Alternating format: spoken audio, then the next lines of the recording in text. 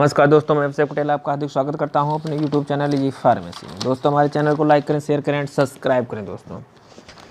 तो आइए दोस्तों, हम लोग पढ़ते हैं health education and community pharmacy में हम लोग पढ़ रहे थे डेमोग्राफी चैप्टर को। डेमोग्राफी में हम लोगों ने डेमोग्राफी साइकिल पढ़ लिया, फर्टिलिटी पढ़ लिया, फैमिली प्लानिंग पढ़ लिया और अब हम लोग पढ़ रहे हैं कंट्रासेप्टिव मैथड्स। उसमें हम लोगों ने व्यवहारिक विधियाँ पढ़ लिया है।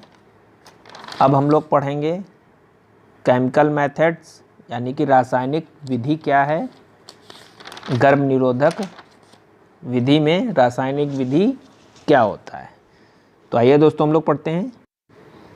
रासायनिक विधि में क्या होता है। रासायनिक विधि को गर्भ निरोधक के रूप में उपयोग में लाते हैं। गर्भ निरोधक के लिए यानी कि अवांछित गर्भधारण के लिए रासायनिक विधि का प्रयोग करते हैं, जिसमें एक नियतित शुक्राणुनाशक के साथ एक आधार है। शुक्राणुनाशक के रूप में सामान्यतः सतह सक्रिय वाहक का प्रयोग होता है या वाहक वीर्य के संपर्क में आने पर इसकी ऑक्सीजन ग्रहण करने की क्षमता को रोक देता है, यानी कि संभोग के दौरान यौन में इकट्ठा हो जाता है। ठीक है, क्या इकट्ठा हो जाता है?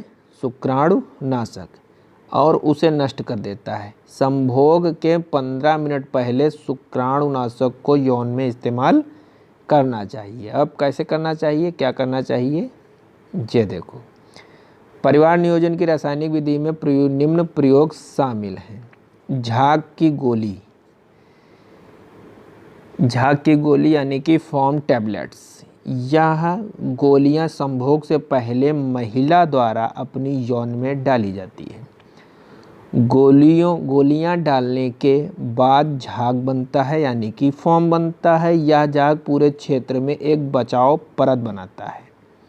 ठीक है, यह झाग पूरे क्षेत्र में बचाव यानी कि क्षेत्र का क्या, यौन के अंदर पूरा बचाव परत बनाता है। वीर्य को नष्ट करता है और वीर्य को नष्ट कर देता है जो संभोग के दौरान यौन में छोड़ा जाता है।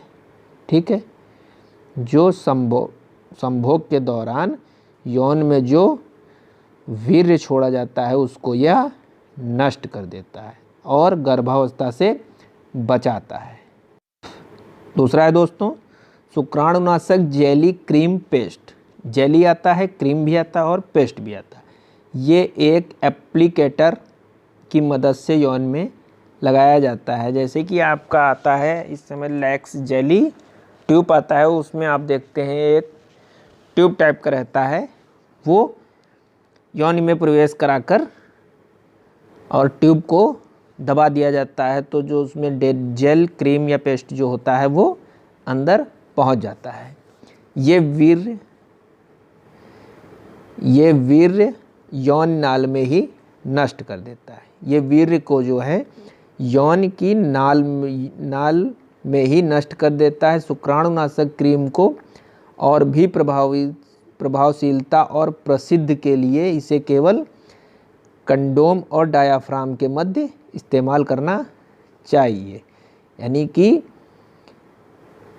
ये जो आपका क्रीम आता है, क्रीम और पेस्ट जो आता है, ये कंडोम के ऊपर लगाकर प्रयोग किया जाता है। यानी कि संभोग के पहले कंडोम के ऊपर इस पेस्ट या क्रीम को लगाया जाता है, जिससे गर्भधारण नहीं होता है।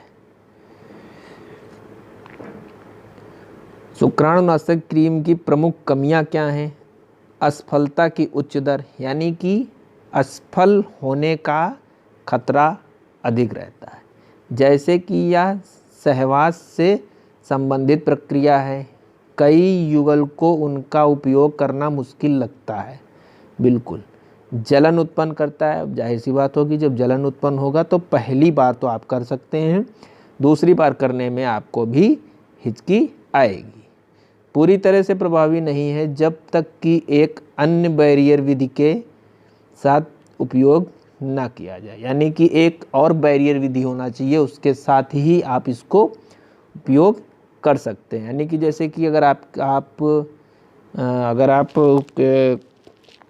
कंडोम का यूज़ कर रहे हैं, निरोध का यूज़ कर रहे हैं, तभी आप इसका यूज़ कर सकते हैं, यानी कि बाकी नहीं कर सकते हैं। ये आपकी ट्यूब है, इसमें जो है एप्लीकेटर लगा हुआ है, ये आगे इसी को योनि में प्रवेश कराकर ट्यूब को दबाया जाता है और यहाँ से जेल अंदर पहुँच जाता है और एक बचाव परत बना देता है, जिससे शुक्राणु नष्ट हो जाता है।